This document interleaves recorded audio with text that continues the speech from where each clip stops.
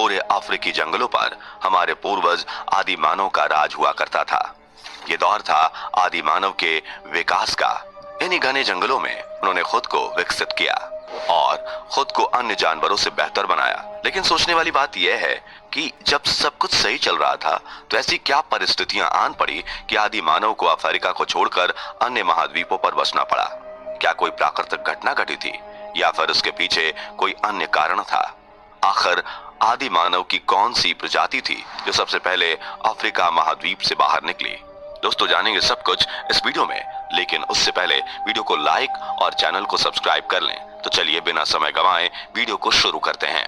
दोस्तों, आज से 20 लाख साल पहले अफ्रीका का यह मैदान घने जंगलों से घिरा रहता था। इन घने जंगलों में तरह तरह के शिकारी जानवरों का डेरा हुआ करता था। इन्हीं शिकारी जानवरों में सबसे खूंखार, लंबे दांत वाले शेर और लकड़बग्घे शामिल हुआ करते थे। इन्हीं जंगलों में आदि मानव भी रहा करते थे। दोस्तों, अफ्रीका में आदि मानव की जो सबसे पहली प्रजाति थी उसका नाम प्रोकॉन्सुल हेसेलोनी था। पेड़ों पर रहने वाले ये जीव फल फूल खाकर जीवन बिताते थे। इन जीवों का सतह पर होने वाली घटनाओं से कोई लेना देना नहीं था। ये जीव 4 पैरों पर चला करते थे। इनके ऊपरी और निचले होंठ समान आकार के होते थे। ये दिखने में आज के मकाऊ से काफी मिलते जुलते थे। प्रोकॉन्सुल के फॉसिल्स ज्यादातर ईस्ट अफ्रीका में मिलते हैं, जिससे इनकी शारीरिक बनावट का पता चलता है। फॉसिल्स से वैज्ञानिक अनुमान लगाते हैं कि ये अपने दौर में अग्रेसिव नहीं हुआ करते थे।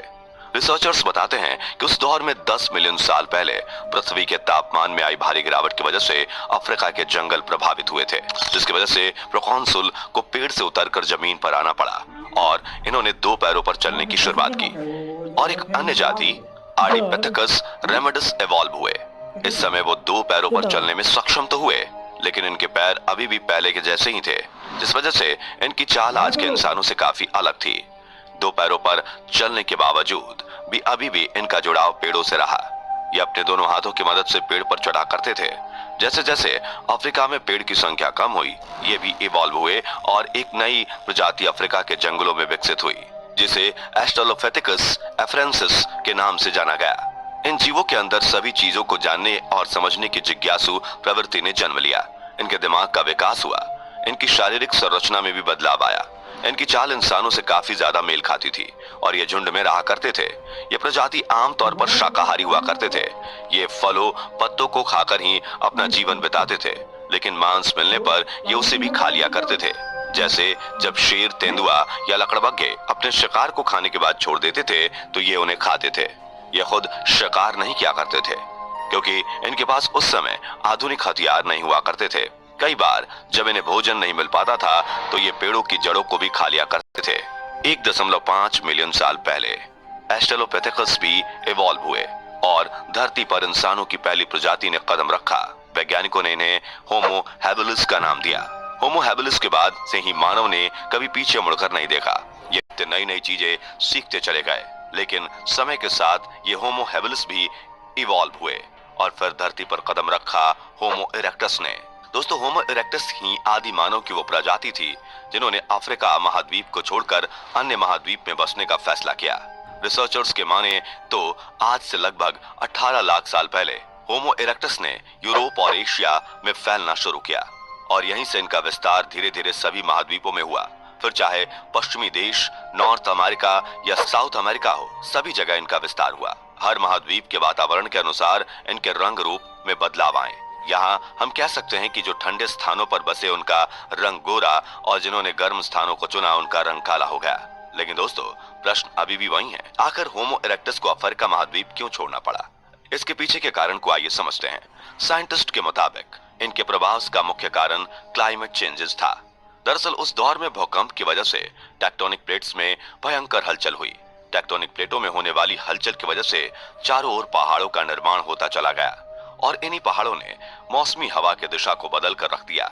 हवा की दिशा बदलने की वजह से घने जंगल सूखने शुरू हो गए। दोस्तों, इस घटना से घने जंगल घास के मैदानों में बदल गए। जलवायु के इस परिवर्तन की वजह से हमारे पूर्वज होमो इरेक्टस अफ्रीका महाद्वीप को छोड़कर अन्य महाद्वीपों में बसने के लिए निकल पड़े। इस जलवायु परिवर्तन का प्रभाव महाद्वीप में रहने वाले अन्य जानवरों पर भी पड़ा, जिन्होंने या तो खुद को उस वातावरण में ढाल लिया या फिर विलुप्त हो गए।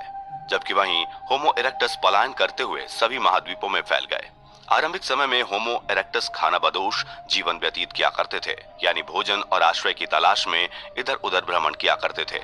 लेकिन धीरे धीरे समय के साथ इनका विकास हुआ और अब ये अपने पूर्वजों के मुकाबले काफी ज्यादा क्रिएटिव और बुद्धिमान हो गए। अब ये पेड़ों पर चढ़ने की कला को भूलकर जमीन पर चलने और दौड़ने में माहिर हो गए। होमो इरेक्टस अपने पूर्वजों के मुकाबले अपनी जरूरतों को पूरा करने में सक्षम हो गए थे, और ये तो आप सभी जानते हैं कि जरूरतें ही नई खोज को जन्म देती हैं। मनुष्य की इस प्रजाति ने आधुनिक मानव बनने में औजारों का बहुत बड़ा योगदान रहा। इस अफ्रीका में मिले जानवरों की हड्डियों से यह पता चलता है कि इन जानवरों को किसी धारदार हथियार से मारा गया है। रिसर्च में ये बात सामने आई है कि होमो इरेक्टस ने अपने दौर में लकड़ी और पत्थर के हथियार बनाना शुरू कर दिया था। औजारों के दम पर ही मनुष्य ने शिकार करना सीखा, औजारों से औजार बनाना सीखा, और सबसे महत्वपूर्ण, औजारों से अपने से ज्यादा ताकतवर जंगली जानवरों से खुद का बचाव करना सीखा। अगर मनुष्य खुद का बचाव नहीं कर पाता तो उसका हजारों साल से इस धरती पर टिके रहना असंभव था। यानी कि मानव रूप में ये काफी ज्यादा विकसित हो चुके थे और खुद को हर परिस्थिति में ढालना सीख चुके थे।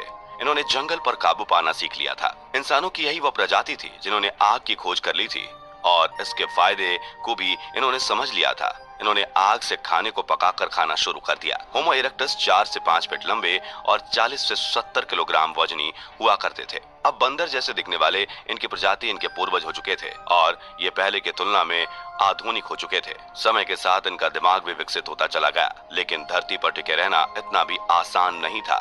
धरती पर जीवन कई कठिनाइयों से भरा पड़ा था, लेकिन एवोल्यूशन की दूसरी प्रजाति होमो हाइडेलबर्जेनेसिस खुद को इसमें ढालने में काबिल थी। यह धरती के पहले इंसानी प्रजाति थी जिनके दिमाग का आकार और वजन आधुनिक इंसान के बराबर था, लेकिन इनकी आंखें, जबड़े और चेहरे अभी भी बड़े थे। लेकिन इस आखिरी चरण में ये लगभग पूरी तरह से विकसित हो चुके थे। ये घर बनाना जान गए थे। इतना ही नहीं, वे मृत लोगों को दफनाना भी शुरू कर चुके थे। उन्होंने कला की वस्तुओं का निर्माण करना भी शुरू कर लिया था। हम कह सकते हैं कि अब मानव जान चुका था कि धरती पर उसे किस तरह से रहना है और अपना जीवन विकसित करना है, कैसे खुद के लिए भोजन और पानी की व्यवस्था करनी है और किस तरह से खुद का बचाव करना है। यह सभी चीजें ये सीख चुका था। आप ये समझ लीजिए कि यहाँ तक पहुँचने के लिए इंसान इवोल्यूशन के कई मुश्किल भरे पड़ावों से गुजरा। होमो हाइडेलबर्जेनेसिस प्रजाति तक पहुँचने के लिए इंसान की 20 प्रजातियां इवोल्यूशन के पड़ाव से गुजरी थीं। समय के साथ साथ एक एक करके ये सभी प्रजातियां धरती से विलुप्त हो गईं और जो रह गए वो होमो सेपियंस के रूप में विकसित हुए। होमो सेपियंस यानी कि आधुनिक मानव कई मिलियन साल तक चलने वाले इवोल्यूशन के बाद धरती पर जन्म लेता है। इनका ब्रेन का साइज पहले से बहुत ज्यादा विकसित था। ये काफी ज्यादा क्रिएटिव थे। ये एकमात्र ऐसे प्रजाति हैं जिसने अपनी जिंदगी को आसान बनाने के लिए हर वो चीज डेवलप कर ली जिसकी जरूरत महसूस हुई। इन्होंने लगातार अपने विकास पर काम किया और आज आप देख सकते हैं कि हम कहाँ हैं। लेकिन दोस्तों, आपको ये बात समझ लेनी चाहिए कि सीखने का यह सिलसिला अभी खत्म नहीं हुआ है और ना ही कभी खत्म होगा।